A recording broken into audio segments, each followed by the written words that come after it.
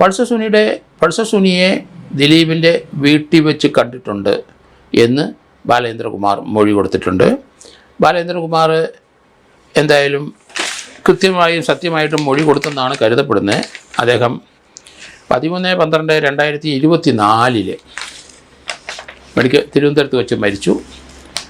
മരിക്കാൻ അദ്ദേഹം ഡൈയിങ് ആയിട്ട് അല്ലെങ്കിൽ അദ്ദേഹം മരണസമയത്തും അതിന് തൊട്ടു മുമ്പും അദ്ദേഹത്തിന് പ്രതിഭാഗം വക്കീൽ ഓൺലൈനിൽ ക്രോസ് ചെയ്ത ചരിത്രവും ഈ കേസിനകത്തുണ്ടായി.